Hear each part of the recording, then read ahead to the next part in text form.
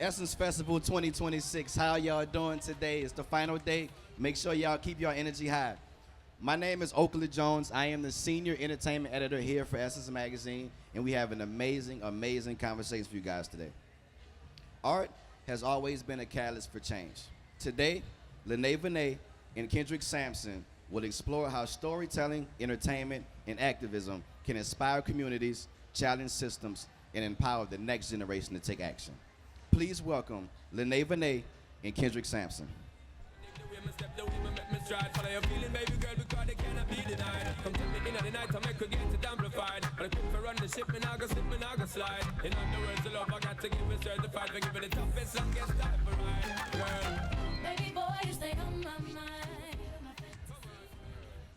How y'all doing this morning? Good. How are you? I'm good, I'm good. I think you're the first and only woman we've had on the panel all weekend. Wow. So that's- How nice is that? Yes, that's good. Thanks for having me. Of course, of course. So Kendrick, I wanted to start with you, my brother. You've been visible at protests and community events as you have on television as well too, man. Why is it important for you to go beyond posting online and actually organize on the ground? I mean, yeah, I'm waking up. So, honestly, my filter ain't that. I mean, there's no point to organizing online if you're not organizing on the ground. And I'm not up here presenting myself as an organizer necessarily. I'm not saying I'm not, but I'm not up here. I'm honestly my approach is more about storytelling and art than anything else, and how effective that is in organizing to aid organizing. And by organizing, I'm just talking about community building, making sure that we're as healthy and powerful as we possibly can be together. But yeah, there's no. It's like having conversations with no practice, no follow up, no action. If you're posting with and it's not connected to any action of changing people's behavior, or getting more people involved in whatever cause whatever the purpose of your campaign is.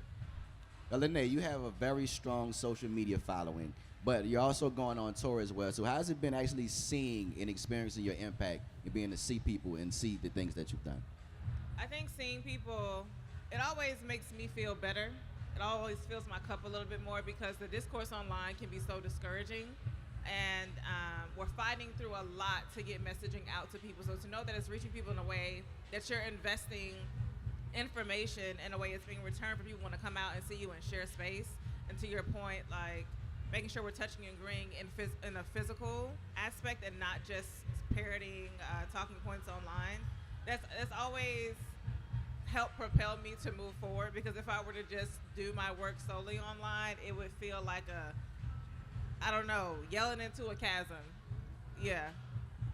Kendrick, you work with organizations that focus on criminal justice, policing, and racial equity. How has spending time in those communities taught you things that people might not know from what they see on the news, man? I ain't gonna lie to you. I thought this was about art and activism, so Well, this is, half and half.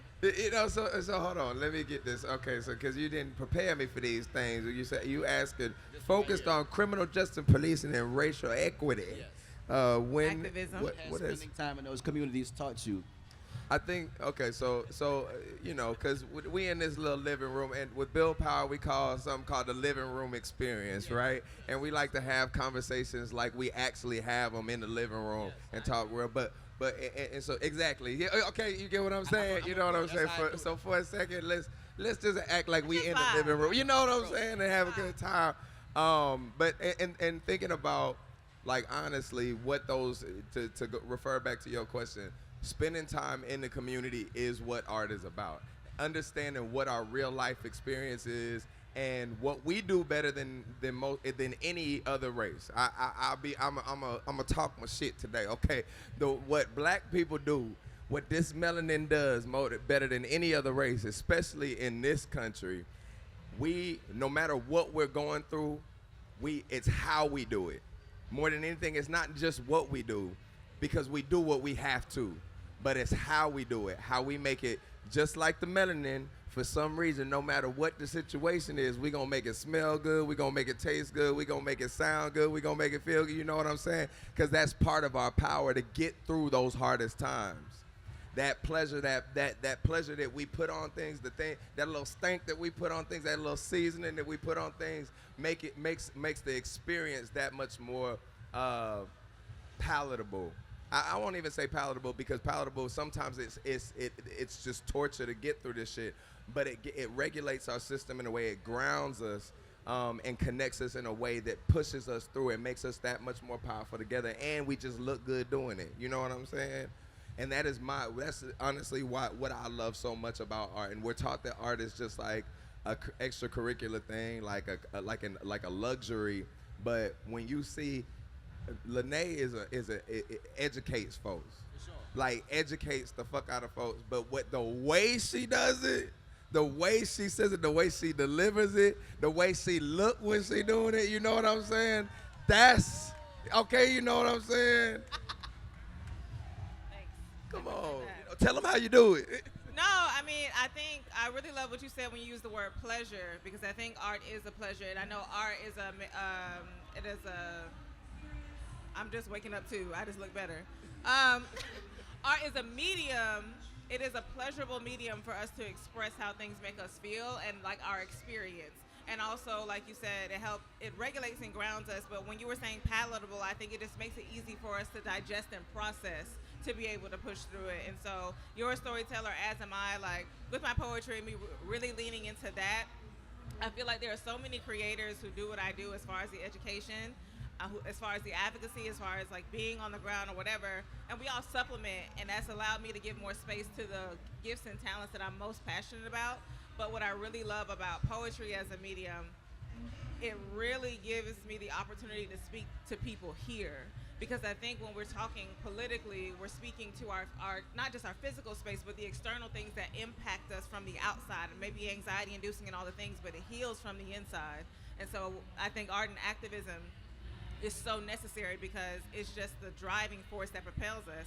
And really, I think you've given me a new framework, because I've been fighting against the concept of resilience, because I'm 30 years old, but I grew up in the strong black woman rhetoric era, and that was being pushed so hard. And for me, I feel like resilience is a term that dehumanizes us, because it's just this keep going, oh, we got it. There's nothing that affects us, and that's not the truth. We're human beings, and so I just feel like our hope is a much more human aspect or a human element to derive our courage and our sustenance through, but art is the medium that allows us to do that. You see what I'm saying? Do you see what I'm saying? Do you see what I'm saying?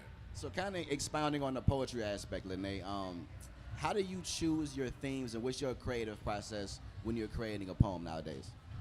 Yeah, I think I try to I try to take things and turn them on their heads. Like what concepts are we regularly talking about, but how do we enter it from a different perspective to give us some more balance, to give us some more breathing room to discuss it. I think I also take from, in my endeavor to highlight the humanity of this experience as we're pushing against fascism and moving through authoritarianism, I think about my personal experience and what I'm feeling most, and I don't push that to the side because I feel shame for not being my best, because I know that's a real feeling, that's a common feeling. So how do I speak to that in a way that's not, oh, you can just sit down and you can just I get you feeling like you need to step aside. No, that's not what I'm saying. I'm honoring this part of you that is struggling with this, but that is the beauty, and you continuing to move past and through it. So I think most of all, what I'm concerned about right now is how people are feeling emotionally, and trying to strengthen that and offer some support, meaningful support, not just platitudes. And this next question is actually for both of you. I'm gonna start with you, Kendrick. There's Instagram, Facebook, NBC, all these different mediums, and we're getting so much information nowadays, man. For someone that wants to get politically aware, what would be the first step that they need to take? It just seems like it's so much overwhelming information, man. What would be the first step a person would take when they're trying to build awareness for the political and social climate? I mean, one is spending time in the community and talking to each other. And I don't know. I'm stuck on something Lene's talking about but I'm doing my best to formulate it in my head. That art is where we explore all those gray areas of emotion and conflict.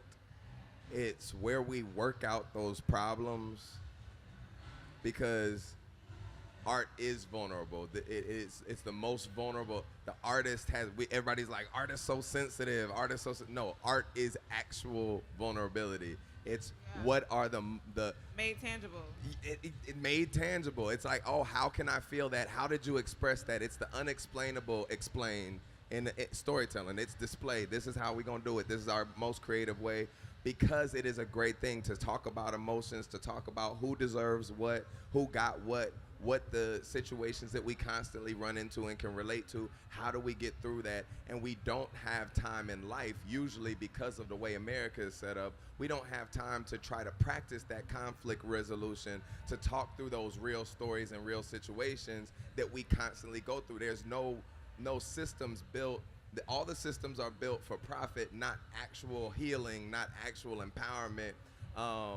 And so when we see art, that's resonating with me so much that you're talking about, is that is our tool for working those problems out, for having those conversations in ways that we don't normally get to, and giving us scenarios like now we can refer to the movie, now we can refer to the song, now we can refer to the poem and say, nah, it's like that. Remember when you oohed and ahed at that part?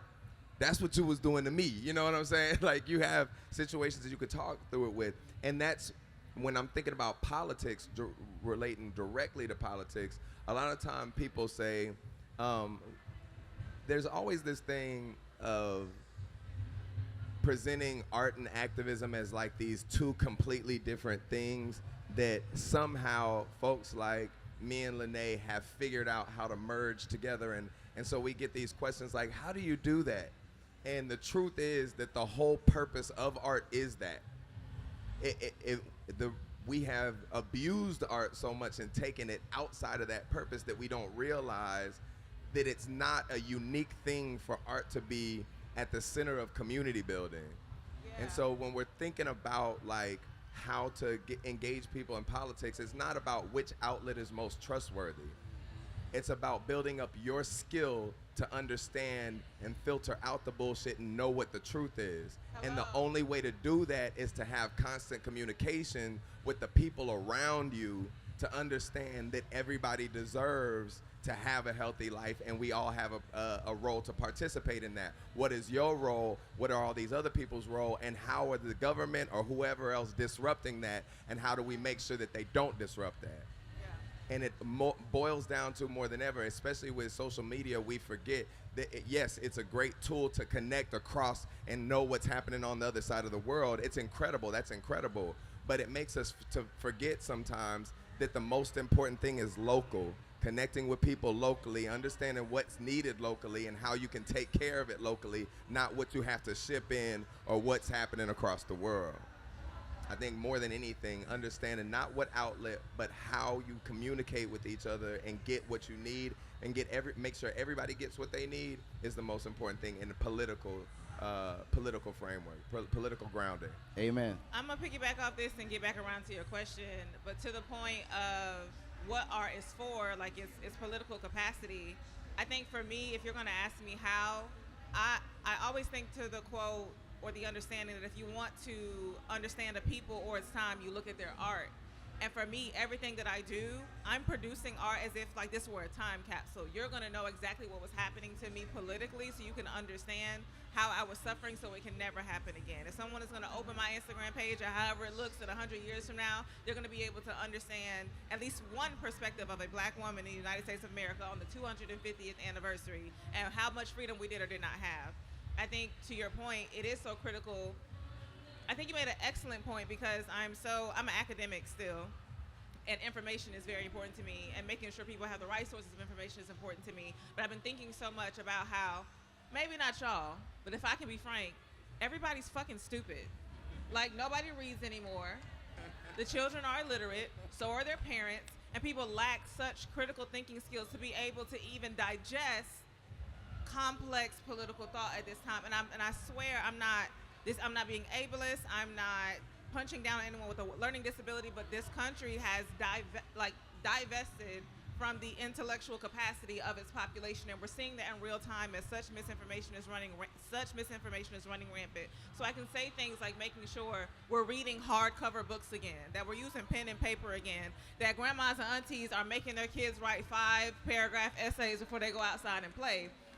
However, information and context is not always accessible to people. And so I've been warring with, like, how do we meet in the middle? How do people make sure, how do we just find space for people to be at least conscientious enough to be skeptical of information in front of them? And that is making sure you're engaged on the ground, know what your community needs, and seeing how that's being disrupted. And if you can notice those disruption points, then you can say, hey, maybe I should get a second opinion. Now, on the other side, as far as resources we can trust, we know that big media is being bought out. It's very difficult for even information to get to you. Down in Georgia, we're having a gubernatorial election, and there's this billionaire, Rick Jackson. He just won the primary for the Republican Party, but he did that by using his own money to just clog up the airwaves with commercials for these rural conservatives on these streaming apps or whatever, to beat out the Republican proponent that non-MAGA Georgians would have picked. And I'm saying all that to say, citizen journalism is going to be our saving grace right now. Independent news sources is going to be our saving grace. Now, you still need that critical thinking and those that skepticism in general to be able to cut through some of those things, because some folks, they go look at where the money resides, and they change up their message. But people that I trust right now is like my boy Conscious Lee, who just walked up in here. There's a woman named Elizabeth Booker Square. She is smart as all get out. Garrison Hayes, Kenneth Walden, or Too Raw, Too Real. These are people who are not just influencers, though, y'all. And you may not be in this space, but because I am one, there are these influencer wars going on Threads and things like that, with people who are outside of it, who may not have as large platforms, trying to attack trusted sources. But we do things outside of influencing, which made us be able to have these big platforms. Like, I have a master's in African American studies. I'm an educator. George is a world-class debater and has multiple degrees. All of us have multiple degrees. Liz, the person I just mentioned, she's a lawyer. She's got a MPH, all sorts of things. Like, we're suited to do this work for you. I say Kasim Reed on Substack as well. George, anybody else I'm missing? If we're looking for sources. Facts in 5, Blair Imani, Smarter in Seconds, Ashley the Baroness. There are so many black creators with trusted voices who are skilled to do this work that you can. Christina Brown. There's so many people, but again, and we come in groups. We come in groups. You see people get upset sometimes when we make these dancing videos and we tag our friends of us having a good time, but that's also showing you who we're in community with and who we trust. So we're finding, it's not what we do, it's how we do it. We put a sauce on everything. Like, some things we got to be able to do underneath the table and not be so fucking obvious about. But if I'm doing this TikTok trend with this girl, you say, okay, let me go follow her, see what she's talking about too. That's it. Now, I didn't go to college, but I do learn from all of them. And I'll be taking notes and things, and I take really good notes. But one thing that I want to piggyback on that you said, to go back to writing and the practice of actually writing as opposed to typing, and then we were talking about the purpose of art and how it helps us sort out those gray areas. I was told by my therapist, writing physically is the only thing that connects the right and the left brain. You have your logical side, and then you have your imaginative, this side, right? The creative side. And drawing, not typing, drawing, because writing is drawing. You're actually doing that is your art, how you do it. You're drawing and organizing your thoughts at the same time. That's the connective tissue. That is a skill that we all need. That is a skill that we're all losing. And it has to be practiced. And so I think that that's there's no, I don't want to underpin that point by in any, I want to make sure I overemphasize that point.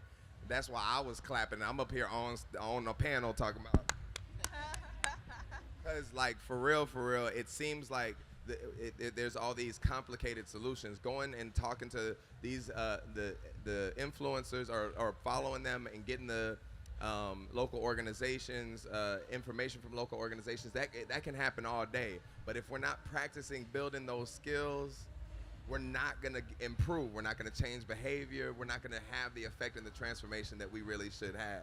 So we do have to make sure that we're putting extra emphasis on gathering together in person, connecting in person, practicing that connection, that conflict resolution, and things like writing, and how we're displaying the information, how we're getting through things. So both of you are public figures as well too, and I'm thinking about your content and your art and the things that you put out. Is there a pressure that you guys feel to always kind of put out the right thing, you know, since you're seen as leaders in the community? Yes. It's a yes or no question. The answer is yes. But it goes back to what I was saying earlier. And I'm not saying that I'm smarter than anybody. Like, I think. But you are. Okay, there are people in the world, absolutely, that I'm smarter than them. I'm just saying that when you do this work long enough, and I'll speak for myself. I've been doing this so long, I've almost run out of things to say. And I've been aware of a certain level of political engagement and how this affects the Black experience for a certain amount of time, to where my conversations are not so surface level anymore, or maybe like reflect the dominant emotion. I'll use this as an example, and I'm preface this by saying I'm going to vote for her in this gubernatorial election. There's a woman named Keisha Lance Bottoms running for governor. She could be the first Black governor in Georgia. She was not my pick for the primary, and I expressed that given specific things that happened in Georgia's history. There was a more progressive candidate that folks weren't giving a chance because she had a certain amount of name recognition. And we are in Georgia. Georgia is not Atlanta. A lot of the rural South's dominant emotion, we know her. So we should vote for her. And I'm using that as an example to say, I've been doing this too long for that to be my baseline, me personally. And so sometimes when I speak to points that are a little bit more complex than that, I rub my audience the wrong way because they think I'm just an op, or I'm not supporting this person, when it becomes much more than that. So I try my best. The only person I'm responsible to is God when I do my work. But I try my best not to hurt anybody and to try to make people feel seen. But also, I think my mission right now on this earth, in this era, is to help change people's minds and the way we show up. Not just their actions, but their minds, their mindsets about how much we can access. So, I mean, I often bristle audiences nowadays because that desire to think critically has not reached a lot of audiences yet. Yeah, I definitely feel pressure to get it right, just because that's the purpose. The purpose is to correct things. The purpose is to get it right, for us to get it right together. The purpose is to build the platform to the point that if you get it wrong, that everyone will correct you quickly in a way that you know is effective for you and your audience, right?